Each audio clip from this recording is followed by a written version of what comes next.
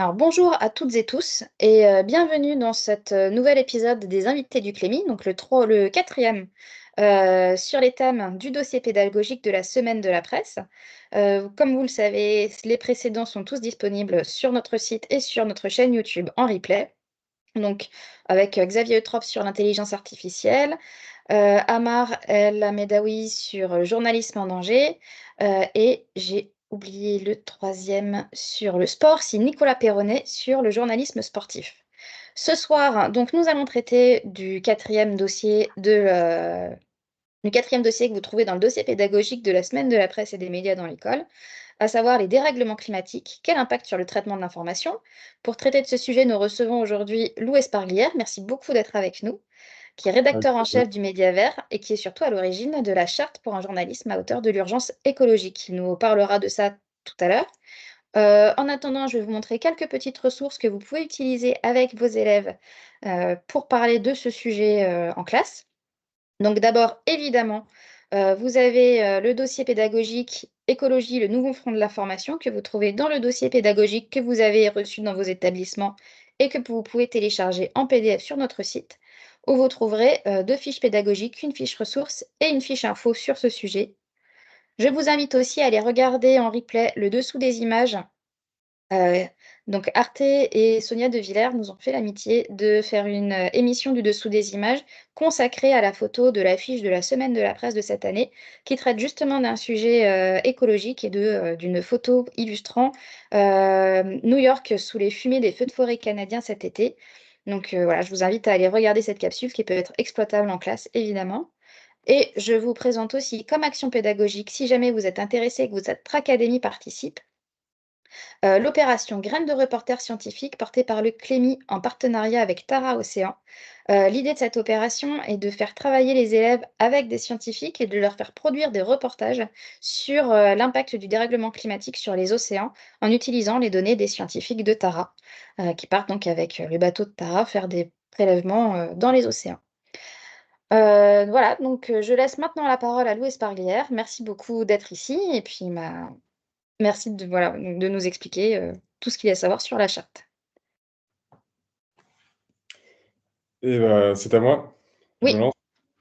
Bonjour à toutes et à tous. Je me présente, je m'appelle Lou Espargilière. Je tiens juste à, pardon, à corriger, excusez-moi. c'est pas grave. C'est pas grave, tout le monde se trompe. Donc voilà, je suis journaliste, je suis cofondateur et rédacteur en chef de Vert, dont je vais vous parler dans un instant. Et peut-être pour qu'on fasse plus en plus connaissance, je vais vous raconter un tout petit peu comment j'en suis venu à créer un média quotidien sur l'écologie. Alors, j'ai un parcours très classique pour des journalistes. J'ai étudié à Sciences Po Lyon et puis ensuite en école de journalisme à Strasbourg, au QEG, qui est une des rares écoles reconnues qui est accolée à la fac, l'Université de Strasbourg, donc qui est une école publique. Euh, En sortant d'école, j'ai travaillé assez rapidement à Mediapart, où je me suis occupé d'une émission en vidéo pendant la campagne présidentielle de 2017. Et puis ensuite, j'ai rejoint pendant quelques mois le service politique de Mediapart, où j'ai travaillé à la fois sur ce qui s'appelait à l'époque le Front National et sur ce qui s'appelait aussi à l'époque En Marche. Donc voilà, je suivais ces deux parties après la présidentielle de 2017. Ensuite, je me suis retrouvé journaliste pigiste, c'est-à-dire freelance. Donc j'ai travaillé sur les thématiques sociales, qui était plutôt mon dada. Alors, il se trouve que des journalistes précaires qui savent parler de la précarité, il y en a un petit paquet. Donc, j'ai vraiment galéré. J'ai eu beaucoup de mal à vendre des articles à droite à gauche dans différents titres. Et je me suis retrouvé en 2018 aux dernières nouvelles d'Alsace. Donc, je viens de Strasbourg, donc voilà, mon parcours est jalonné de références à l'Alsace. Et donc, j'ai couvert, alors j'ai tenu la double rubrique sociale et écologie pendant la crise des Gilets jaunes aux dernières nouvelles d'Alsace. À un moment, en fait, ces deux thématiques se sont percutées extrêmement fort dans l'actualité, je pense que vous vous en souvenez. Pour rappel, la crise des Gilets jaunes, elle naît d'une taxation sur le carburant qui est introduite au nom de l'écologie par le gouvernement de François Hollande. C'était le prolongement François Hollande et Emmanuel Macron qui étaient présidents depuis peu. Et en fait, c'est à ce moment-là que j'ai compris que le social et l'écologie, c'était le même sujet posé de deux manières différentes. Et c'est à ce moment-là, donc pendant cette crise-là, que je me suis pris de passion pour les sujets liés à l'écologie. Et aussi que je me suis rendu compte qu'il y avait un gros problème dans le traitement médiatique de certains sujets. Donc voilà, la crise des Gilets jaunes. Je ne sais pas si vous vous souvenez, mais en tout cas, au moins dans les premiers mois, on avait l'impression que c'était une horde de poujadistes sanguinaires, assoiffés de pétrole, qui voulaient foutre la société à terre. Et en fait, moi, j'ai vu ça en tant que consommateur d'informations. Et quand je suis allé sur le terrain, je me suis rendu compte que c'était pas du tout ça, en fait, que je constatais. Qu'en fait, il y avait des demandes sociales qui étaient très entendables, qu'il y avait l'impression d'être délaissé pour compte, qu'il y avait des revendications démocratiques. Et donc, en fait, j'ai pris en pleine face l'inconséquence d'une partie de mon métier sur des matières aussi sensibles et inflammables que les gilets jaunes. Et si je vous raconte tout ça, vous verrez que ça a un sens, tout à l'heure, c'est pas juste pour raconter ma vie, ça a un sens, y compris vis-à-vis de la charte. Euh, donc voilà, à ce moment-là, moi, je me suis, enfin, je vous le dis comme ça aussi, en tant que journaliste, j'ai eu beaucoup de mal à me faire accepter sur le terrain. Il a fallu que je monte patte blanche, il a fallu que j'accepte de rester pendant des heures et des heures sans écrire d'article pour que il y ait une confiance qui s'instaure, parce que en fait, la crise des Gilets jaunes, elle a aussi révélé euh, une déconnexion très très forte, un manque de confiance très fort entre une partie de la population et une partie du monde médiatique. Et ça, en fait, c'est particulièrement dangereux aujourd'hui parce qu'on a besoin de citoyens qui sont bien informés pour prendre des bonnes décisions euh, pour leur vie à eux et aussi pour leur avenir et donc par extension pour l'avenir de la société. Donc ça, je vais y revenir dans un instant. Donc ensuite, je suis devenu journaliste sur l'écologie, toujours freelance, toujours galérien parce que c'est un milieu qui est extrêmement difficile. En gros, il y a très peu de place, il y a beaucoup de gens qui veulent faire du journalisme et c'est un milieu, le monde des médias est en pleine recomposition depuis, ça commence à faire quelques années, voire quelques décennies maintenant. Euh, donc voilà, j'avais beaucoup de mal encore une fois comme pigiste et en fait, je suis arrivé quasiment au bout de mes droits au chômage.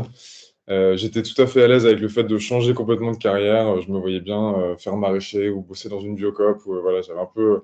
Je m'étais dit, bon, le journalisme, j'ai tenté, ça n'a pas pris, j'ai fait ce que j'ai pu, mais bon, voilà, soit je suis pas assez bon, soit il n'y a pas de place, mais bon, en tout cas, ça ne marche pas.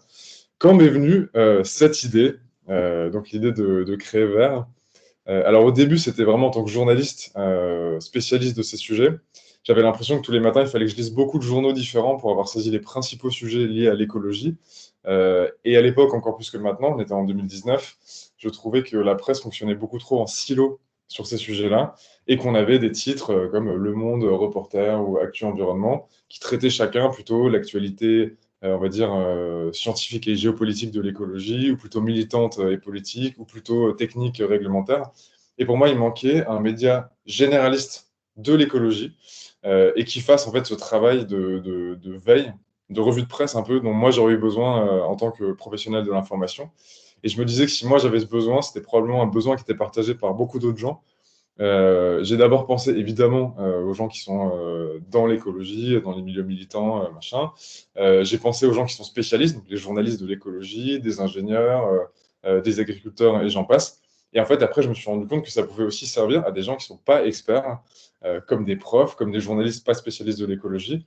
Et qu'en fait, je pouvais à la fois faire un outil de revue de presse qui servirait aux gens spécialistes et en même temps, je pouvais en faire un outil pédagogique pour des gens qui n'ont pas le temps, qui n'ont pas un bac plus 5, qui n'ont pas des années d'expérience sur l'écologie, qui n'ont pas un background scientifique, parce que c'est beaucoup de sujets scientifiques qui sont très compliqués en fait à appréhender pour des gens qui n'ont pas ce cursus-là, ou ces cursus-là. Et donc voilà, c'est né de cette double chose, un outil de revue de presse et en même temps un outil pédagogique. Donc en fait, quand j'ai eu cette idée-là, vu qu'il me restait un mois et demi de Pôle emploi, je me suis dit, bon, j'étais à deux doigts de changer de métier. Là, j'ai pas de bonne raison de ne pas tenter le coup. Et donc, en fait, en 24 heures, j'ai créé un numéro zéro. J'ai pensé au début au format newsletter parce que c'est un petit journal. Moi, je viens de la presse plutôt écrite. Et j'aimais bien l'idée de faire un petit journal qui soit facile à mettre en page, à éditer et à diffuser et qui permette juste de mettre en. Enfin, voilà, d'utiliser des compétences que moi j'avais. Voilà, pour moi, la vidéo, c'était un peu trop loin. Les réseaux sociaux, c'était pas ça que je voulais faire. Donc, à la base, c'est vraiment ce petit journal quotidien envoyé tous les jours à midi qui se lit en 7 minutes avec des articles courts, simples, faciles d'accès et donc qui permettent, y compris pour des gens qui lisent des titres sur d'autres sujets, de glisser cette petite lecture quotidienne sur l'écologie dans un ensemble plus grand, voilà, lecture d'autres titres du monde ou alors carrément la consommation d'autres types de médias. Donc ça, je vais vous montrer dans un instant à quoi ça ressemble. En gros, on a créé la newsletter. Alors, au début, j'étais tout seul. Assez rapidement, ma compagne m'a rejointe et maintenant, c'est la présidente de la Société Vert. Donc, j'ai commencé en tant que micro-entrepreneur. Je me suis uberisé tout seul, quoi. Et ensuite, on a créé une société parce que l'idée, c'était ensuite de développer une vraie entreprise de médias. On a créé tout un tas d'autres formats, mais je vais vous montrer ça dans un instant. Donc, je vais vous montrer à quoi ressemble la newsletter quotidienne. J'ai pris un numéro pif, là, je ne sais plus du tout. Septembre 2023, non, il y a peut-être des plus récents. Je vais prendre, alors, je vais prendre celui d'aujourd'hui. Hop. Il faut que je partage mon écran. Ouais, c'est ça. Ouais. J'étais en train de me montrer à moi-même des choses, c'est pas très intéressant pour vous. Alors, vous me recevez, c'est bon, vous voyez mon Oui, écran. très bien. Donc, ça, c'est l'édition du jour. Donc, voilà à quoi ressemble le produit initial de Vert. Donc, voilà, c'est vraiment ça qu'on fait depuis le début. Donc, il y a la date, il y a une petite partie où on raconte un peu notre vie. Et donc ensuite, à la une, il y a un article. Alors, il y a deux articles, vous allez voir, qui font 2000 signes. Donc, c'est des articles qui se lisent en 1 minute 30, 2 minutes. Parfois, c'est des articles courts d'actualité. Parfois, c'est des formats un peu plus longs. Donc là, c'était le cas aujourd'hui. On a répondu à une question, et je vais y venir tout à l'heure. C'est un format qu'on a et qu'on aime beaucoup. On a répondu à une question que se posent certains de nos lecteurs et sur lesquels on les fait voter. Et donc là, il y a des lecteurs qui nous ont demandé est-ce que c'est encore possible de manger du poisson si on veut faire en sorte de ne pas détruire la planète? Et donc, ma collègue Justine a fait un gros boulot. Elle a interrogé des scientifiques, elle a interrogé des membres d'ONG comme Bloom, elle a interrogé des membres des gens de l'industrie qui ont notamment le label MSC. Et donc, elle a fait un grand article où elle résume, il est beaucoup plus long que ça, hein, vous voyez, il y a un petit lien là, on peut lire la suite sur le site, un grand papier qui vraiment aborde tous les aspects de cette question-là et qui, pour le coup, est vraiment très bien. Je vous invite à aller le voir si le sujet vous intéresse. Voilà, parfois c'est des articles plus courts, parfois c'est un peu plus long, et donc on renvoie vers le site, et vous verrez à quoi ressemble le site dans un instant. Ensuite, on a des brèves d'actualité. Donc voilà, là, ça renvoie beaucoup vers des contenus écrits par des tiers, d'autres médias généralement, parfois des rapports, parfois encore d'autres types de sources institutionnelles. Ensuite, tous les jours, on a un dessin, un chiffre, une phrase, un mot, quelque chose comme ça. Donc là, voilà, c'est un dessin de presse. Vous allez voir assez vite, pour celles et ceux qui ne connaissent pas encore Vert, que l'écologie, on la voit vraiment pas comme une punition, et il faut surtout pas que s'informer sur l'écologie, ce soit une punition non plus. Et donc, on pratique beaucoup le jeu de mots, on fait beaucoup de dessins de presse, on essaie vraiment de rendre ça agréable à lire. Il y a un gros travail qui est fait sur l'écriture, où vraiment on essaie de faire en sorte que ce soit simple et funky. Alors, je sais pas, certains d'entre vous ont peut-être la référence musicale, mais voilà, en gros, c'est vraiment le but, c'est de parler au plus grand nombre, même si on sait que les gens qui lisent la presse, c'est évidemment pas tout le monde. Mais en tout cas, on essaie de faire en sorte que ce soit accessible au maximum de personnes et que ce soit sympa, incarné, si possible un peu drôle et tourné vers les solutions. Et là, le terme n'est pas galvaudé, les vraies bonnes solutions. Pas de greenwashing, pas de fausses bonnes nouvelles ou de fausses bonnes idées.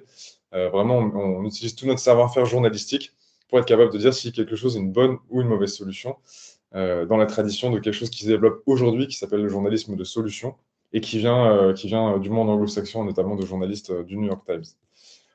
Je ferme la parenthèse. Là, c'est un deuxième article. Donc là, c'est une édition, parfois c'est un peu plus des sujets actu chaudes.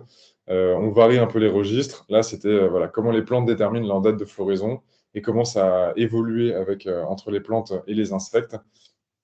Là, c'est pareil, c'est un article un petit peu fouillé. Il y a une bonne partie qui est ici et l'autre, on renvoie vers le site. Et ça, c'est écrit par un scientifique. Donc voilà, à Vert, on a un regard très scientifique sur l'actualité. La science, c'est vraiment un outil, une grille, enfin, c'est un outil journalistique pour nous. Et en fait, quand on raconte quelque chose sur l'écologie, c'est pas on pense que, il n'y a pas de. On se situe pas dans un courant politique ou idéologique. C'est vraiment quand on dit qu'une chose fonctionne a priori, et ben, c'est parce qu'on a demandé à des scientifiques, on a demandé à des experts ce qu'ils en pensaient, et on présente voilà, sur la voiture électrique ou des sujets un petit peu polémiques comme ça, on fait des articles pour dire, bah, voilà les avantages, voici les inconvénients, au regard de ce que disent la science, les experts au sens large. Et donc, faites-vous votre avis. Et donc, on outille, et ça, c'est hyper important de le dire, nous, notre but, c'est vraiment d'outiller les lecteurs, les lectrices, et donc les citoyennes et les citoyens, pour leur permettre de prendre les bonnes décisions. Et pour moi, ça, c'est vraiment une des missions principales du journalisme, voilà, de manière générale. Et alors, décidément, une édition très scientifique. On finit avec Alors, il y a tous les jours une vidéo ou un podcast ou quelque chose de plus multimédia. Donc là, c'est la glaciologue Heidi Sévestre qui nous parle d'un phénomène qui s'appelle les fleurs de givre. Donc, si ça vous intéresse, je vous invite à aller voir l'édition du jour. Vous trouverez tout sur notre site. Voilà, donc ça, c'est l'édition quotidienne. Ensuite, donc, on a lancé officiellement Vert, c'était en janvier 2020, après plusieurs mois de tests auprès d'un public de copains essentiellement. Et donc, on a rajouté quelques étages à la fusée depuis 2020. On a créé aussi une édition hebdo. Donc, il y en a encore pour qui 7 minutes par jour, ça fait un peu trop sur l'écologie. Et donc, l'hebdo, c'est de l'ordre de 8 minutes, quelque chose comme ça. C'est toutes les semaines. Et là, on reprend vraiment tous les sujets de la semaine. Donc là, vraiment, si vous n'avez pas eu le temps de lire quoi que ce soit pendant la semaine, là, vous avez vraiment beaucoup d'infos et avec des formats beaucoup plus courts. Euh, donc voilà, là, ça reprend un peu tous les formats. Donc vous avez les brèves avec une actualité chaude, le dessin, un décryptage d'une phrase. Ensuite, des sujets plus de réflexion, plus ce qu'on appelle des actualités plus froides. Donc moins l'actualité brûlante du jour ou de la veille. C'est un peu plus des études scientifiques ou des sujets de réflexion. Voilà, il y a encore une fois des images. Les rafraîchissements. Donc, en gros, ce qui nous distingue de pas mal d'autres médias sur l'écologie, parce qu'à ce stade, je pense qu'il y en a certains d'entre vous qui se demandent qu'est-ce qui nous distingue de Reporter ou d'autres choses comme ça. On a vraiment un média qui est très tourné vers les choses qui marchent ou les choses qui ont le potentiel de marcher ou des choses qui sont des vraies bonnes nouvelles. Et donc, là, on a une rubrique qui s'appelle les rafraîchissements.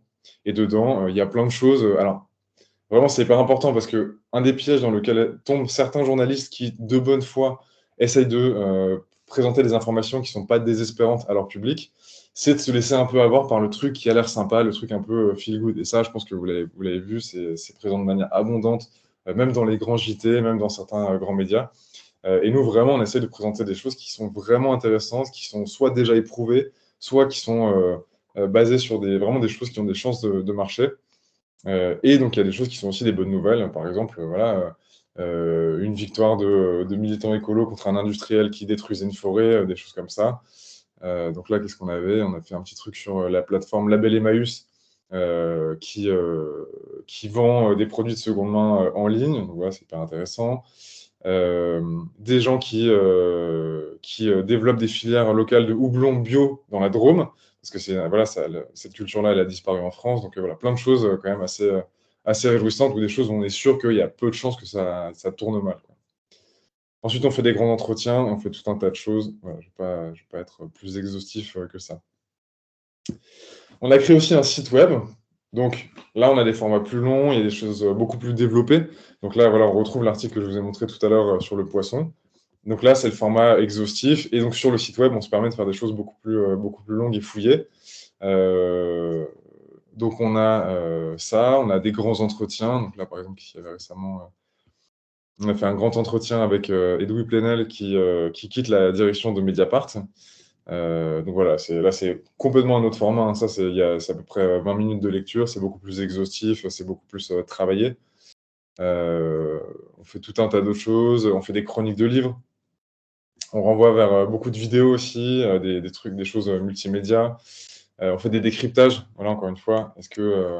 On a fait des guides, un guide par exemple pour apprendre à débusquer le greenwashing, et ça je pourrais peut-être vous en reparler un peu plus tard. Le greenwashing qui est pas, c'est pas quelque chose de pas cool que font certaines entreprises. Non, c'est vraiment le nouveau déni climatique, et c'est vraiment un récit parallèle qui est créé par toute une partie du monde de l'entreprise, mais aussi malheureusement du monde politique, et qu'il faut que nous, journalistes, et plus généralement nous, citoyens, soient capables de décrypter, parce qu'il ne faut absolument pas se laisser avoir par ces sirènes vertes aujourd'hui. Donc sur le site web, je vous laisserai naviguer si vous voulez y aller. Alors, je ne l'ai pas encore dit, mais j'y viendrai un peu après. Tous nos contenus, ils sont en accès libre et gratuit, parce que c'est vraiment crucial pour nous qu'il y ait le moins de barrières possibles à l'accès à ces informations-là. Il n'était pas question qu'on mette un abonnement là-dessus. Il n'est pas question qu'on fasse payer les gens. Alors, d'autres décident de le faire, et c'est des modèles économiques qui sont parfaitement entendables. Nous, on a vraiment décidé que tout serait en accès libre et gratuit. Et on n'a pas de publicité, on n'a pas de partenariat bizarre, on n'a pas de sponsoring un peu problématique. On est financé en quasi-totalité par les dons de particuliers. Et donc, voilà, sur le site, vous pouvez faire un don, rejoindre le club de verre. Il y a des gens qui nous soutiennent tous les mois Et en échange de ça, ils ont accès à des contreparties un peu symboliques. Voilà, on les invite en avant-première à des événements. Voilà, tout ça fait qu'on a un média qui est très solide aujourd'hui, qui gagne de l'argent chaque année, qui fait vivre une équipe de 7 et bientôt 8 personnes, et le tout en restant 100%, je dirais même 110% indépendant. Parce que voilà, on ne doit rien à personne si ce ne sont nos lectrices et nos lecteurs qui nous soutiennent tous les mois. Alors, évidemment, on a fait comme tous les médias au début, on s'est lancé sur tous les réseaux sociaux et c'est évidemment pas le truc à faire. 4 ans après, puisqu'on va fêter nos 4 ans là en ce début d'année, en fait, il y a surtout un réseau social qui est sorti du lot et maintenant qui est vraiment une partie à part entière de notre activité, c'est Instagram. Alors Instagram, c'est vraiment un réseau qui est très prisé par les jeunes. Alors pas les plus jeunes, c'est pas encore TikTok, mais voilà, le public qui nous suit sur Instagram, c'est des gens qui ont entre 18 et 40 ans globalement. C'est pas du tout la même sociologie que Facebook ou d'autres. Et donc sur Instagram, on expérimente encore d'autres choses. On fait des vidéos un peu plus marrantes, un peu plus décalées. On s'amuse un peu en fait sur l'actualité. On a notre ami Gaëtan, il y a peut-être pas parmi vous qui le connaissent, mais qui fait des danses sur les bonnes nouvelles ou qui danse, qui court, enfin qui en gros raconte les meilleures nouvelles de la semaine d'une manière qui est très rafraîchissante et c'est des formats qui marchent extrêmement bien. On a aussi nos dessins de presse, on fait aussi des décryptages. Voilà, est-ce que les labels écolos sont vraiment écolos? Et donc on manie encore un peu d'autres registres, plus de l'ordre de l'infographie ou des graphiques. Donc on a des formats beaucoup plus visuels. Et en fait, aujourd'hui, on a 70 000 abonnés à nos newsletters, mais on a plus de 150 000 followers sur Instagram. Et donc, on n'a pas fait exprès, mais pour beaucoup de gens, on est presque plus un média sur Instagram que sous forme de newsletter. Donc voilà, donc si sur Instagram, on se lâche un peu plus dans les formats, ça reste un média avec toute rigueur et sérieux journalistique. Et voilà, qui se garde bien de propager des fausses informations ou d'alimenter des rumeurs ou des choses comme ça qu'on peut voir beaucoup sur les réseaux sociaux, quoi. Voilà, on fait d'autres choses, le bingo du greenwashing, aussi des choses un peu plus sérieuses, on interviewe des ministres aussi de temps en temps, voilà. Alors ensuite, nos dada, et ça, c'est hyper intéressant pour vous, vraiment. Alors, je vous l'ai pas dit, mais enfin, je l'ai dit un petit peu tout à l'heure, mais pour moi, Vers, c'est vraiment un média et en fait, il y a beaucoup de profs qui nous lisent. Et vraiment, ça fait partie de nos premières lectrices et premiers lecteurs, parce que en fait, on fait un énorme travail de pré-mâchage. En fait, on a plusieurs niveaux de vulgarisation. On prend ce qu'il y a dans les rapports du GIEC, on en fait un article, quelque chose qui est compréhensible pour un public, des gens comme vous et moi qui ont fait un petit peu des études. Donc, clairement, c'est pas n'importe qui va lire un article sur le dernier rapport du GIEC. Mais par contre, ce qu'on fait, c'est qu'on rend ça extrêmement digeste pour des gens qui ont déjà l'habitude de lire l'information. Et donc, on a fait un décryptage de chacun des volets du rapport du GIEC. On a interrogé leurs autrices et leurs auteurs. Voilà, en gros, on a des articles qui sont vraiment béton scientifiquement et qui sont très chapitrés. Et donc, qui permettent de lire ça très facilement, de retenir aussi l'information.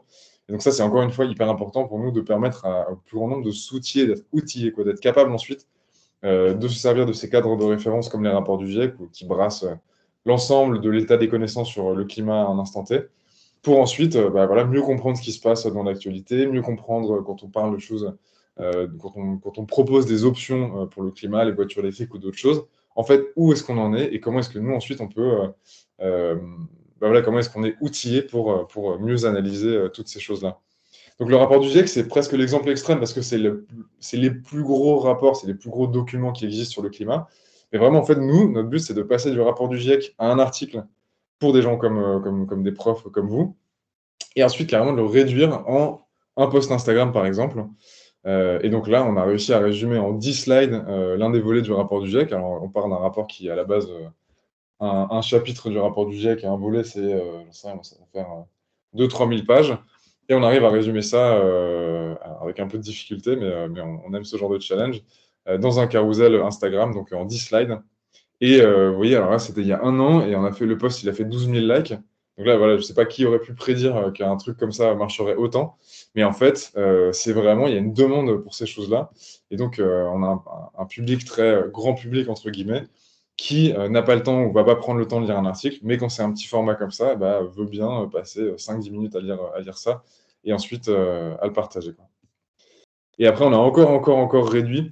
Bon, je ne vous le montrerai pas ici, mais on a fait une vidéo avec Combini, parce qu'on a un partenariat avec eux, où je raconte tous les volets du rapport du GIEC, donc c'est carrément 4 fois ce que je vous ai montré, dans une vidéo en 3 minutes 30. Alors voilà, c'était vraiment une gageure, mais la vidéo, pareil, elle a hyper bien marché. Elle a accumulé plus de 600 000 vues.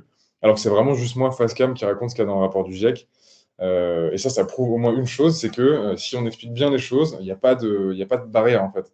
C'est pas facile, ça demande du savoir-faire, mais en tout cas, on peut vraiment passer d'un rapport du GIEC à un 3 minutes 30 d'attention dans le flux quotidien d'un réseau social. C'est vraiment possible. Donc, vous avez compris, le climat, ça nous intéresse beaucoup, mais il y a le climat, la biodiversité, il y a plein de sujets assez plus politiques, des choses plus agriculture. On a fait beaucoup de choses pendant la crise agricole. Les COP sur le climat, c'est évidemment des temps forts pour nous. Et là, en fait, on essaie vraiment de développer d'autres manières de parler de ces sujets-là. Parce que concrètement, aujourd'hui, un problème que rencontrent beaucoup de journalistes, c'est que quand ils parlent d'écologie, ça embête tout le monde. Et donc, les gens, ils zappent. Et en fait, c'est dû à plusieurs choses, mais notamment au fait que si on parle toujours pareil d'écologie, en fait, les gens, ils croient qu'ils voient ce que c'est, mais en fait, ils ne voient pas. Et si vous commencez un sujet sur l'écologie avec des ours polaires, eh ben moi, je serais malheureusement, désolé pour les ours polaires, je serais le premier à zapper. Et donc, ce qu'on essaye vraiment de faire, nous, c'est de trouver des nouvelles manières de parler de tous ces sujets. Alors, on ne réinvente pas la poudre, évidemment, on s'inspire de choses qui existent déjà. Et là, par exemple, j'étais à la COP28, et au lieu de dire la COP28, le sommet du greenwashing, j'ai écrit un papier à la première personne où je fais croire que je suis un peu naïf et que je cherche la solution miracle pour nous sauver de la crise climatique. Et en fait, je vais de stand en stand pour voir les fausses innovations. Alors, on a des SUV électriques, on a la police durable d'Abu Dhabi, on a des yachts neutres en carbone. Et donc, je démystifie toutes ces choses-là en demandant à des experts ce qu'ils en pensent. Et donc, je finis par expliquer ce qu'il y a dans le rapport du GIEC, quoi. Voilà.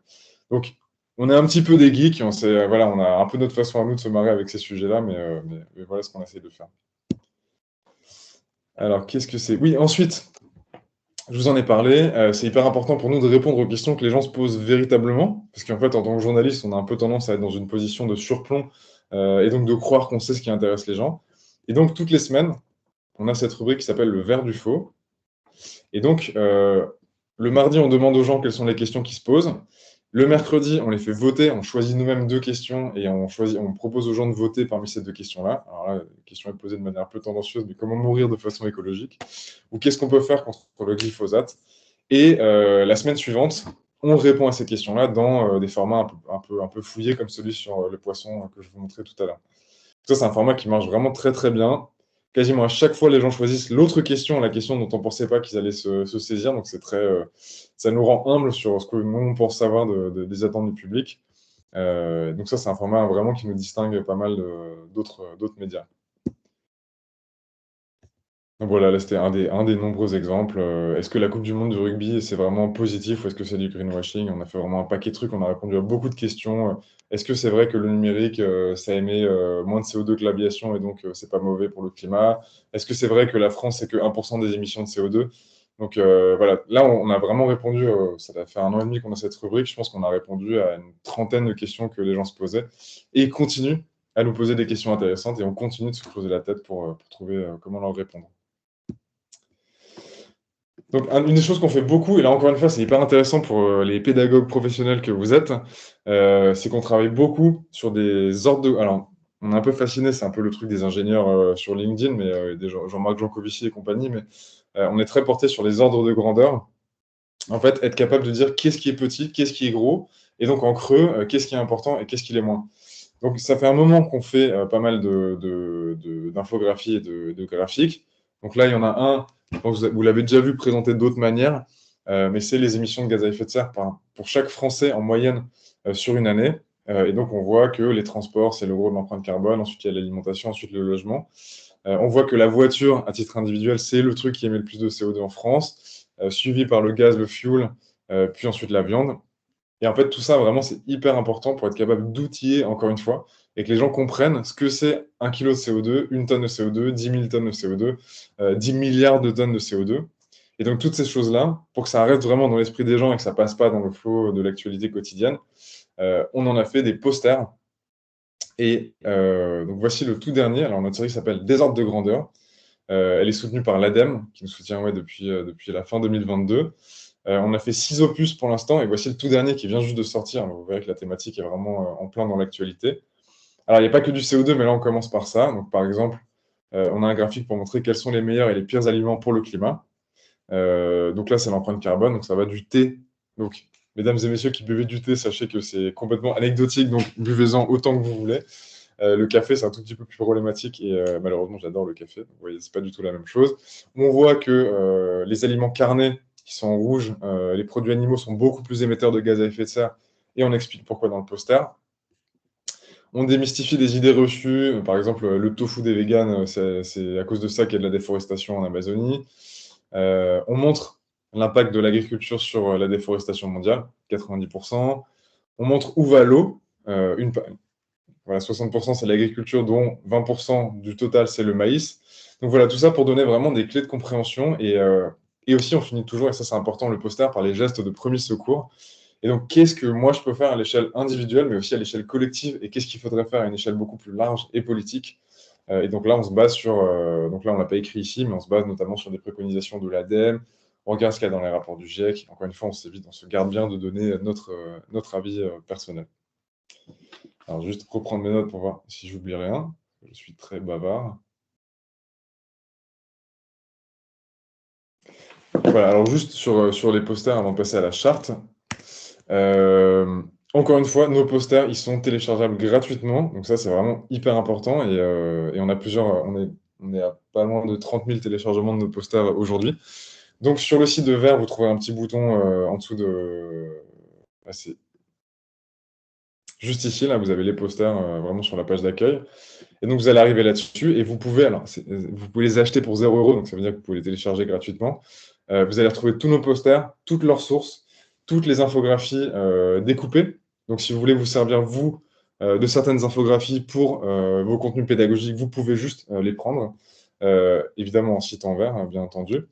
Et sachez que voilà, tous ces posters-là, ils sont relus et validés par des scientifiques. Donc celui-là, vraiment, il y a, en plus sur un sujet aussi potentiellement polémique que l'énergie nucléaire renouvelable, etc., on l'a fait relire par 5 scientifiques, donc toutes les nuances de plus ou moins renouvelable et plus ou moins nucléaire.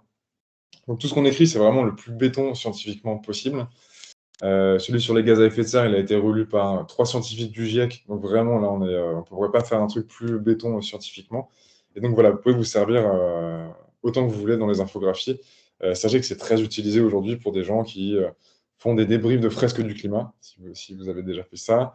Des profs s'en servent à tous les niveaux, que ce soit au niveau... alors, je pense que pour un niveau collégien, c'est un tout petit peu costaud, encore que je ne présume pas que les collégiens bien éduqués comme les vôtres soient capables de comprendre. On essaie de rester à un niveau qui soit plus accessible pour des lycéens qui ont l'habitude un peu de lire la presse, évidemment. Il y a toujours un peu ce coup d'entrée. Il faut être un peu intéressé quand même par l'actualité pour saisir un peu ce qu'on raconte. Mais sinon, en vrai, on fait en sorte vraiment qu'il n'y ait pas un coup d'entrée trop élevé pour accéder aux informations qu'on raconte. Voilà pour les posters. Et ensuite, c'est bien, il me reste 10 minutes pour vous parler de ça. Donc, aujourd'hui, on est une équipe de 7 personnes, dont 6 journalistes. Des journalistes qui ont fait plein de choses, mais qui, aujourd'hui, pour une bonne partie, font de la formation. Donc, moi, je suis intervenant à titre personnel dans pas mal d'écoles de journalisme, donc celle de Strasbourg, je suis déjà intervenu à Bordeaux, j'interviens régulièrement à l'ESJ à Lille, et je crois que j'en oublie une. Donc, à plusieurs, en fait, on forme pas mal de journalistes, d'aspirants journalistes. Ce qui est extrêmement enthousiasmant aujourd'hui, c'est que beaucoup d'écoles de journalisme maintenant intègrent dans le cursus des savoirs généraux sur le climat. Donc maintenant, ça fait vraiment partie du bagage des jeunes journalistes, cette formation-là sur le climat. Et donc ça, je trouve ça vraiment extrêmement réjouissant. C'est vraiment c'est en train d'entrer dans la culture générale du journaliste. Et on forme aussi des journalistes professionnels. On bosse avec 2 instituts de formation qui s'appellent SAMSA et Imagine 2050. Et là, on va former des journalistes professionnels. Donc récemment, on a formé des journalistes du Parisien, de BFM, de France 24, RFI, la RTBF en Belgique, Midi Libre et d'autres. Et donc, nous, vraiment, tous ces savoir-faire qu'on a, à la fois le background scientifique et en même temps les savoir-faire journalistiques, tout ça, nous, maintenant, on le transmet à nos confrères et consoeurs, avec l'idée que c'est pas Vert tout seul qui va réussir à faire basculer la prise de conscience française et pourquoi pas planétaire sur ces sujets-là. Mais on a besoin de travailler de concert avec des grands médias mainstream qui ont une audience énorme.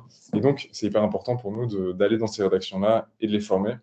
Et pour ça, on a un super outil. Et j'en viens enfin à la charte pour un journalisme à la hauteur de l'urgence écologique. Alors, je vais vous montrer ça dans un instant. Je reprends juste, voilà, je reprends juste avec vous comme ça. Donc, je vous disais, la crise des gilets jaunes, la grande défiance du public envers une partie de la presse. Moi, c'est vraiment des choses qui me travaillent depuis cette période-là, depuis 2018-2019.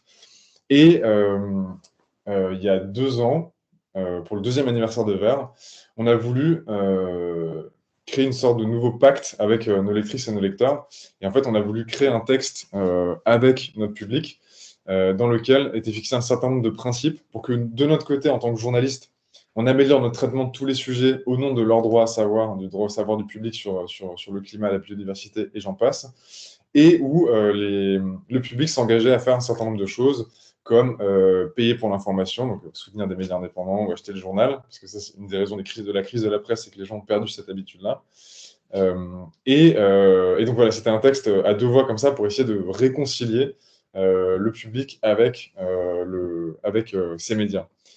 Donc, on est allé voir des scientifiques pour avoir un texte qui était le plus intéressant possible. On est allé voir des associations, notamment, qui travaillent sur. Il y en a 2 que vous connaissez peut-être, qui s'appellent Plus de climat dans les médias et Quota Climat, qui essaient de faire en sorte de mieux comprendre comment les médias parlent de ces sujets pour qu'ils améliorent leur traitement de l'écologie au sens large. Et en fait, à la fin, on est allé voir des journalistes qui parfois bossaient sur ces sujets depuis beaucoup plus longtemps que nous. Et en fait, on a créé un collectif informel d'une 30aine de personnes. Et pendant plusieurs mois, on a réfléchi ensemble à comment faire le meilleur texte possible. Et on s'est mis d'accord sur le fait que c'était plus intéressant de faire un texte vraiment à l'usage de la profession, donc celui d'une charte, qu'on pourrait afficher sur un poster et placarder dans les rédactions des journaux et dans les écoles de journalisme. Et donc, au bout de 3 mois, beaucoup de réunions Zoom, on a fini par aboutir sur un texte en 13 points qui veut être une sorte de boussole à l'usage de la profession pour vraiment que collectivement, on parle de mieux en mieux et de plus en plus de ces sujets-là. Et donc, je vais vous montrer à quoi ça ressemble. Donc, juste pour que vous sachiez, dans ce collectif-là, il y avait... pardon, je réactive le partage. Des journalistes de petits médias, par exemple Reporter, Climax, il y avait d'autres, Blast, et j'en passe, mais aussi de gros médias, France Télévisions, RFI, Radio France, des indépendants, des profs de journalisme. Et donc, collectivement, on est arrivé sur ce texte. Et qu'est-ce que j'en ai fait? Voilà. Donc ce texte, il est hyper important parce que pour nous, il rappelle en fait un certain nombre de grands principes. Il se place un peu sous l'égide du GIEC, entre guillemets. Donc on rappelle ce qu'il y a dans le dernier rapport du GIEC sur le rôle crucial des médias, parce qu'il y a un point qui est consacré à ça. Et donc il y a beaucoup de choses que je vous ai dites là, qu'on a érigées un peu comme des grands principes. Donc voilà, essayer de parler des sujets de manière transversale et donc sortir un peu de l'écologie comme une rubrique, le truc de on va parler de la petite pollution ou on va parler des animaux ou machin. Tous ces sujets, ils sont systémiques et c'est hyper important de les traiter comme tels. C'est hyper important aussi de faire œuvre davantage de pédagogie, donc être capable d'identifier les échelles de temps, les ordres de grandeur, les liens de cause à effet, etc. Trouver les mots et les images pour en parler le mieux possible, donc confère les ours polaires dont je vous parlais tout à l'heure. Sortir de la responsabilité individuelle et des petits gestes, être capable de questionner le modèle actuel de croissance et ses acteurs, parce que la crise climatique, elle ne sort pas de nulle part. Et donc, rappeler d'où vient la crise climatique, ça permet de donner des outils pour comprendre comment régler ce problème-là. Voilà, parler des stratégies pour semer le doute, du greenwashing et j'en passe. Informer sur les réponses. On n'a pas mis solution parce que le terme est un petit peu galvaudé pour beaucoup de gens. Voilà, donc il y a 13 points et surtout le 13e, et c'est le point un peu méta, c'est essayer de cultiver la coopération.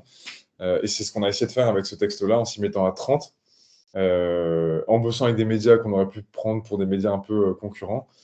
Et en fait, ce qui est hyper intéressant, c'est que quand ce texte est sorti, donc vous trouverez tout ça là sur ce site, chartjournalismeécologie.fr, vous pouvez googler assez facilement.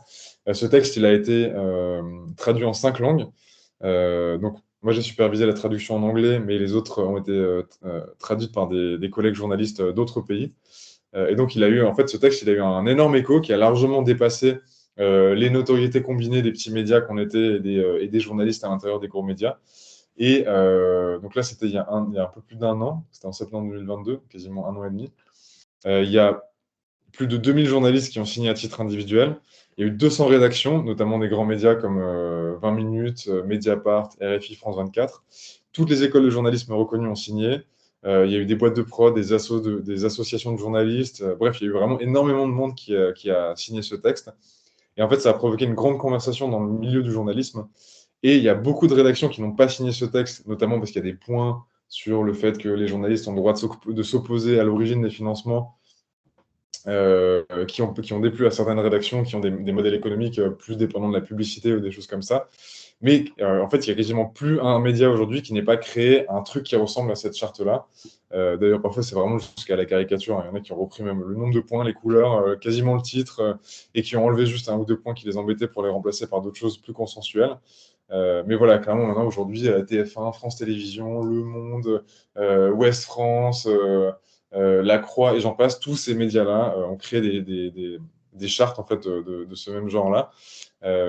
Mais peut-être ce qui est encore plus intéressant, c'est que cette charte-là, maintenant, elle sert vraiment dans les écoles de journalisme. Et donc, en fait, il y a toute une génération de jeunes journalistes maintenant qui a ce texte sous les yeux et qui va être capable de, dès le début, dès son entrée sur le marché du travail, de mieux parler de tous les sujets. Parce que c'est hyper important, encore une fois, de sortir de la rubrique écologie. Il faut être capable d'en mettre dans la rubrique sport, dans la rubrique politique, dans la rubrique culture. Mais voilà, dans quelques années, on aura une grande, grande partie de la profession qui sera formée à ces sujets-là, et donc qui sera capable de beaucoup mieux expliquer ça aux citoyens, et donc de faire des citoyens plus aptes à prendre des meilleures décisions pour notre avenir à toutes et tous. Voilà, ça fait 42 minutes. C'est parfait. J'ai tenu la montre, j'ai été assez disert. Ouais, Voilà. parfait. C'était très bien. Maintenant, on va pouvoir passer Après, aux ton micro est questions. coupé, mais en tout cas, moi, je t'entends pas. Ah, Voilà, je allô? t'entends. Ouais, Ouais. OK. Ah, du coup, j'ai de l'écho. Bon, c'est pas grave. Donc, oui, il y a déjà des questions dans le chat. Merci beaucoup, c'était, très concret, ça donne, vraiment envie. Là, on était en train d'échanger par message avec ma collègue, on va retapisser le bureau, d'infographie de verre partout.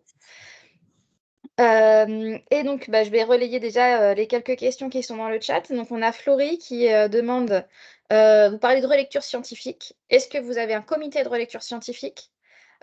Sous quelle forme? Et est-ce que les noms des scientifiques sont crédités quelque part sur le site? Alors, on n'a pas de comité de relecture en tant que tel. C'est juste que quand on fait des posters, alors quand on fait des articles, il n'y a pas de scientifique qui relit. Alors, ça arrive parfois qu'on fasse relire à des scientifiques quand c'est des sujets sur lesquels on n'est vraiment pas expert, genre la glaciologie. Enfin, moi, j'y connais vraiment pas grand-chose. Ma collègue a écrit un sujet là-dessus. Elle a un peu des bases climat, mais glaciologie assez peu. Et dans ce cas-là, vraiment, on fait relire à une glaciologue pour être sûr qu'on n'écrive pas de bêtises. Et par contre, pour les posters, en fait, dès le début, quand on commence un poster, on contacte un, deux, trois scientifiques qui vont un peu suivre ça au long cours, parce que ça met quand même plusieurs mois pour fabriquer un poster à chaque fois. Et à la fin, on fait tout relire par tous les scientifiques. On fait relire par l'ADEME, on fait relire par les lectrices et lecteurs de verre. On a un mini comité de gens qui aiment bien ce format-là chez nous, pour être sûr qu'il n'y ait pas de coquilles, qu'il n'y ait pas de contre-vérité ou d'erreur dans le poster. Évidemment, au début, je dis ça, c'est arrivé que tout le monde, qu'il y ait 15 personnes qui relisent, on imprime le truc à 500 exemplaires. Et évidemment, il y a une énorme faute dès la deuxième phrase. Donc, on dégage tout, on réimprime. Donc, pas terrible en termes environnementaux. Et les scientifiques, on les crédite parfois. Parfois, ils n'ont pas envie d'apparaître parce que, comme c'est un truc collectif et que ce n'est pas eux-mêmes qui sont à l'origine du truc, en fait, il y en a que ça embête un petit peu d'apparaître publiquement. Donc, voilà, c'est pour ça que je vous ai dit des scientifiques du GIEC et que je n'ai pas dit leur nom. Et évidemment, comme d'habitude, les hommes sont bien plus d'accord pour être crédités que les femmes. Donc, il y a encore toujours ce truc d'invisibilisation et un peu d'auto-invisibilisation. Mais voilà, là, le poster sur l'agriculture, on a bien écrit dans l'article qui a relu le poster. D'accord. Alors ensuite, autre question. À votre connaissance, y a-t-il encore des climato-sceptiques qui ont la parole dans les médias traditionnels ou est-ce que c'est fini? Alors, j'aurais adoré vous dire que c'était fini. C'est pas du tout fini, et c'est même un petit peu l'inverse qui est en train de se passer. Globalement, on a eu un mouvement qui était hyper intéressant dans le monde des médias entre 2019 et je dirais 2022-2023, avec à la fois le mouvement climat qui a pris une grande part du temps d'antenne, à la fois la COP26 à Glasgow, dont on a beaucoup parlé parce que c'était en Europe et que c'est une grosse COP, à la fois avec les étés caniculaires qui sont succédés en France, notamment l'été 2022, vous vous rappelez, où il y a eu une canicule en juin, il y en a eu 3 sur l'été, enfin bref, c'était cataclysmique, plus la charte qui sort en septembre, juste après cet été cataclysmique. Donc en fait, là, il y a eu un grand mouvement dans le monde des médias euh, qui n'est pas forcément allé immédiatement de pair avec une baisse du climato-scepticisme, parce qu'évidemment, c'est des choses qui. Enfin, ça se joue beaucoup à l'école aussi, évidemment, donc c'est des choses qui se passent sur des années, voire des générations. Mais il y a ce chiffre qui est très inquiétant, qui est issu qu'on retrouve en fait dans beaucoup d'études, c'est quasiment toujours le même. Il y a 4 Français sur 10 aujourd'hui qui ne sont pas au clair avec le consensus scientifique sur la crise climatique, c'est-à-dire qu'ils n'ont pas compris deux choses. Un, que le climat s'est bien réchauffé, c'est-à-dire qu'il y en a qui pensent qu'il n'y a pas de réchauffement climatique, et deux, que ce sont les humains qui en sont à l'origine. Parce qu'en fait, si on dit juste réchauffement climatique, mais on ne fait pas le lien avec les activités humaines, en fait, on perd 90% de l'information. Parce que ce réchauffement climatique, il est dû à 100% aux activités humaines. Ça, c'est vraiment, dans le rapport du GIEC, c'est limpide. Si vous faites les simulations, vous enlevez toutes les émissions de CO2, de gaz à effet de serre dues aux humains, on a un réchauffement qui est de zéro, en fait, sur les dernières décennies, voire les derniers siècles. Donc, tout le réchauffement additionnel, c'est 100% les activités humaines. Donc, c'est une forme de climato-scepticisme que de croire qu'il y a un réchauffement climatique spontané ou qui est lié à des cycles ou des choses comme ça. Et donc ça, en fait, c'est un chiffre qui est vraiment, qui devrait tous nous interroger. C'est quand même assez terrifiant de se dire qu'il n'y a que 6 Français sur 10 qui ont compris la base. On ne parle même pas de choses un peu expertes sur, en fait, quelle est la part du pétrole ou du gaz ou des arbres sur le climat. Non, non, il y a que 60% des gens qui ont juste compris ce simple fait que le changement climatique existe et qu'il est à cause des humains. Donc ça, c'est vraiment quelque chose, c'est un chiffre vraiment qui nous marque et qu'on martèle beaucoup dans nos communications parce que c'est aussi pour ça que les gens nous soutiennent. C'est parce que nous, on se bat notamment pour essayer de faire reculer ce chiffre-là. Et d'ailleurs, ce chiffre, il a un petit peu augmenté de 40%. Là, on est plutôt à 42% dans la dernière étude. Je pense qu'on reste dans une relative marge d'erreur sur le sujet. Donc non, le climato-scepticisme, il existe toujours dans la population et il existe toujours dans le monde des médias parce que on continue d'avoir des gens qui sont... Alors, il n'y a plus de climato-sceptiques, genre Claude Allègre, qui vont juste dire il n'y a pas de changement climatique. Ça n'existe presque plus, heureusement. Mais on a des gens qui vont vous dire, y compris dans le Figaro, non, c'est dû à des cycles naturels. Donc ça, c'est vraiment complètement dingue de lire des choses comme ça dans la presse aujourd'hui, dans la presse un peu respectable comme le Figaro. Et on a des gens sur des plateaux, c'est des formes beaucoup plus subtiles, qui vont dire oui, mais c'est pas vraiment à cause des humains, ou non, c'est pas tant que ça à cause des humains, ou alors la technologie va nous sauver. Donc ça, c'est vraiment aussi, ça va avec le greenwashing, hein. Clairement, dans le rapport du GIEC, on voit bien que la technologie va avoir un rôle important à jouer dans l'avenir, parce qu'on ne peut pas tout faire avec la sobriété. En tout cas, les gens ne seront pas d'accord de tout faire avec la sobriété. Donc, il faudra des voitures électriques, mais il faudra des voitures électriques plus petites, et il faudra développer d'autres modes de transport, et il faudra peut-être faire moins de kilomètres aussi, et il faudra sûrement arrêter de prendre l'avion comme on le prend aujourd'hui, pour réduire le bilan carbone des mobilités. Et donc, en fait, on a beaucoup de discours qui viennent dire non, non, mais en fait, vous inquiétez pas, l'avion vert, il est presque là, la voiture électrique, ça va suffire. Et donc, ça, c'est une vraie forme de climato-scepticisme parce que c'est faux. C'est factuellement faux. Toutes les études montrent que c'est pas possible. L'avion vert avec des biocarburants, avec de l'électricité, avec de l'hydrogène, il y a plein de versions de l'avion vert. Il n'y a aucun moyen qu'on arrive à décarboner suffisamment l'aviation au vu de l'urgence actuelle, juste en faisant de la technologie. Et il y a un levier, évidemment, qui est beaucoup plus douloureux pour une partie des Français, parce que c'est pas tout le monde qui prend l'avion, c'est réduire le nombre de vols. Et ça, bah, voilà, il y a plein de gens qui ne sont pas d'accord parce qu'ils le prennent souvent. Et en fait, clairement, aujourd'hui, l'avion, c'est beaucoup plus pris par des gens qui ont de l'argent, c'est beaucoup plus pris pour les vacances que pour le travail, contrairement aussi à une idée reçue. Et en fait, il y a une énorme partie de la population humaine qui ne prend jamais ou qui n'a jamais pris l'avion. Et donc voilà, donc vendre l'avion vert plutôt que la réduction du trafic aérien, c'est bien commode, mais ça ne marche pas suffisamment pour régler la crise climatique. Donc voilà la tête du climato-scepticisme aujourd'hui. D'accord. Alors merci beaucoup pour ces questions. Moi j'en aurais, encore, un petit peu en magasin. Vous nous avez parlé des formations que vous donnez dans les écoles de journalisme, donc pour la nouvelle génération de journalistes. Qu'en est-il des rédactions déjà en place? Parce que j'ai lu par-ci par-là que, vous donniez aussi, vous ou vos acolytes, autour de la charte, des formations, dans les rédactions, dans certaines rédactions. Oui, oui, bah, comme je le disais tout à l'heure, on a Ouais. formé, notamment, on a formé tous les journalistes du Parisien. Alors, il y a les formations et formations. Il y a la formule un peu ambitieuse où ça dure 2, 3 jours. Où vraiment, on va rentrer dans le cœur de la pratique journalistique. On va regarder un peu les productions du média. On va voir comment on peut améliorer toutes ces choses-là. Et il y a la version entrée plat dessert en une journée où on est censé raconter toute la crise climatique le matin et comment on en parle mieux l'après-midi. Donc voilà, il y a les médias qui jouent plus ou moins le jeu. Au moins, tout le monde est au moins obligé de faire un peu semblant. Ce qui est intéressant, c'est que bon, on donne une formation d'une journée. Évidemment, la rédaction, elle va pas basculer du jour au lendemain parce qu'elle est prise dans d'autres logiques économiques, culturelles, industrielles et j'en passe. Mais ce qui est sûr, c'est qu'aujourd'hui, tous les journalistes du Parisien, ils ont au moins des infos de base. Et donc, on a planté des graines qui germeront ou pas, ou on ne sait pas dans quelle proportion demain. Mais en tout cas, c'est hyper important et intéressant de mettre le pied dans d'aussi grosses rédactions qui ont une telle force de frappe. Parce que le Parisien, aujourd'hui, tout le monde lit le Parisien. C'est un des journaux les plus lus. Il est très prescripteur, donc si quelque chose est écrit dans le Parisien, ça va être repris dans beaucoup d'autres médias.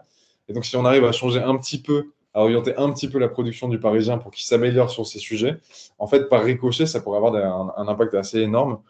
Donc voilà, c'est toujours pareil. Si je prends un tout petit média et que je forme les gens pendant 6 mois, ils vont faire du super boulot, mais ils vont parler à peu de gens. Si j'arrive à modifier un petit peu un média mainstream, eh ben, en fait, ça aura un petit impact multiplié par énormément de gens. Donc dans les rédactions dont je parlais, il y a Le Parisien, RFI, France 24. Alors RFI, vraiment le bon élève, hein. Eux, ils ont fait vraiment très bien la formation sur plusieurs jours. Ils ont des référents climat maintenant dans chaque service et dans chaque langue. Ils ont des nouveaux programmes, des nouvelles heures dédiées à l'écologie. Euh, ils ont formé, euh, ils ont formé les chefs, ce qui est hyper important aussi. Donc c'est pas juste la rédaction de base, c'est des chefs aussi qui y sont passés. Bref, les exemples me manquent, mais bref, eux, ils ont vraiment fait un Mm. travail formidable à partir de ce qu'on a fait ensemble. Et donc, voilà, pour moi, RFI, c'est vraiment parmi les très bons élèves, mais il y en a plein qui font du super boulot aussi. On est aussi passé par la rédaction, ça vous intéressera peut-être. Enfin, c'est un peu jeune pour vous. Phosphore et Okapi. Donc, Bah, ça, c'est les publics dans les collèges, hein, donc si, ça intéresse les enseignants. voilà, Phosphore et Okapi qui font du très bon boulot. En tout cas, sur l'écologie, ça fait longtemps que c'est une préoccupation et je trouve Ouais. qu'ils sont assez bons et assez créatifs là-dessus. Euh, voilà, après, il y a plein d'autres. Je sais que des collègues ont formé aussi Ouest France. Mais bon, c'est toujours la question, quoi. Est-ce que les chefs y passent? Est-ce que c'est qu'un jour? Est-ce que c'est un jour avec en plus une fresque du climat le matin qu'on a complètement oublié l'après-midi? Voilà, il y a encore une fois, il y a formation et formation. D'accord. Mais enfin, en tant que consommatrice d'informations, il y a quand même des choses qu'on voit, hein, des évolutions, qui se voient dans les médias. Oui. Vous parliez, aussi, du fait qu'il faut traiter les juste pour clarifier les choses, hein, pour les collègues, qu'il faut traiter les sujets écologiques de façon systémique et les sortir des rubriques dans lesquelles ils sont contenus jusqu'à présent. Est-ce que vous Mhm. pouvez revenir un peu dessus et donner peut-être des exemples pour, rendre ça un peu plus pédagogique et voilà? Ouais. Alors, en fait, on réglera pas la crise climatique en mettant des voitures électriques partout. Une fois qu'on a dit ça, ce que ça veut dire, c'est que tous les sujets sont liés. En fait, le climat, la biodiversité et la justice sociale sont des sujets qui sont intimement liés. D'ailleurs, ils sont déjà rassemblés dans les objectifs du développement durable de l'ONU, où l'idée, c'est vraiment à la fois de concilier développement humain et rester dans le cadre des limites planétaires. Pour ça, il y a un exercice de représentation mentale qui s'appelle la théorie du donut. Alors, je vais peut-être vous trouver. Non, bah, si ça vous intéresse, vous chercherez. C'est l'idée que il faut rester dans les limites d'un plancher social, c'est-à-dire qu'il faut permettre aux gens d'avoir accès à la nourriture, à une éducation, à la démocratie, à l'égalité entre les femmes et les hommes, etc. Et en même temps, il ne faut pas dépasser un plafond environnemental. Donc le donut, c'est ce qu'il y a au milieu de ce plancher social et de ce plafond environnemental. Et le plafond environnemental, c'est les limites planétaires. Donc c'est le climat, mais le climat, c'est qu'une des limites. C'est l'érosion de la biodiversité, c'est certaines pollutions chimiques et j'en passe. Donc en fait, si on veut régler la crise climatique, il faut régler les autres problèmes à la fois. Pourquoi? Parce que en fait, en France, les gens les plus pauvres ont un impact bien inférieur sur la crise climatique que les gens les plus riches. Et donc, en fait, si vous demandez aux gens les plus pauvres de faire autant d'efforts que les gens les plus riches, ça ne va pas marcher. Ils ne voudront pas. La raison pour laquelle, enfin, c'est parce qu'en en fait, ils sont déjà pressurisés, ils ont déjà des marges de manœuvre assez faibles, ils sont déjà très contraints. Et donc, on ne peut pas espérer réduire fortement les émissions de CO2 en disant à tout le monde, bah, chacun va faire sa part, etc. C'est pas vrai. De la même manière, c'est des sujets qui sont méga compliqués. C'est pour ça qu'il ne faut pas les séparer. En fait, il faut être capable de tout traiter ça. Les femmes, aujourd'hui, dans le monde, sont beaucoup plus victimes de la crise climatique que les hommes, notamment parce que dans beaucoup de pays, elles sont moins bien éduquées. Donc, par exemple, elles ne savent pas lire. Elles sont beaucoup plus au foyer. Donc, quand il y a un typhon qui arrive ou une tornade, je ne sais pas où, elles vont avoir les messages d'alerte après, voire elles ne vont pas être alertées. Et donc, elles vont beaucoup plus mourir dans les catastrophes naturelles. elles sont beaucoup plus au contact des ressources naturelles, elles travaillent plus dans les champs, elles travaillent plus dans les forêts au contact du bois. Et donc, quand il y a des cataclysmes sur l'agriculture qui se produisent ou des forêts qui sont surexploitées, braconnées, et j'en passe, elles sont aussi les premières à en pâtir. Et donc, en fait, il faut vraiment être capable de... la crise climatique, c'est pas juste des émissions de CO2 en plus ou en moins avec un peu de technologie. C'est vraiment, il faut régler les questions démocratiques, les questions d'égalité, les questions de justice sociale en même temps que les autres. Parce que sinon, le scénario 100% technologique, c'est un scénario où on va accélérer la destruction de la biodiversité parce qu'il va nous falloir des minerais pour mettre dans les voitures électriques. C'est des scénarios où on va mettre tous nos déchets électroniques dans des pays du Sud et donc on va accepter de plus polluer dans des endroits loin de chez nous. Et donc en fait, on va mettre en danger une partie de l'humanité pour que nous, on ait des voitures électriques et qu'on se sente bien parce qu'on émet moins de CO2 qu'avec une voiture thermique. Donc voilà, tous ces problèmes sont systémiques. Il faut les régler à la fois et on ne peut pas juste régler la crise climatique en laissant de côté la question humaine et la question de la biodiversité au sens large. Mais merci beaucoup, c'était limpide. Alors il y a plus de nouvelles questions dans le chat, donc bah, je pense qu'on va pouvoir clôturer. Donc je vous remercie beaucoup d'avoir passé ce temps avec nous. Merci à toutes et tous. Prochain rendez-vous pour les invités du Clémy, ça sera sur le journalisme de solutions. Donc il y a un lien tout trouvé avec, Donc, ce c'est qu'on pas le a genre. fait ce soir. Avec des ressources pédagogiques et la présentation d'un livret pédagogique autour du journalisme de solutions. Et ça sera le 4 avril. Je communiquerai envers vous très prochainement à ce sujet pour l'ouverture des inscriptions. Et je vous remercie de nous avoir suivis ce soir. Au revoir. Au revoir, Ouais, merci beaucoup. très Et bonne idée le lien. ouais, rendez-vous, je crois que j'ai mis un lien en réponse à quelqu'un. Rendez-vous sur vert.eco si vous voulez voir tout ce dont je vous ai parlé depuis tout à l'heure. En tout cas, c'était un plaisir. Merci de l'invitation et à très bientôt. Mais de rien. Au revoir. Au revoir.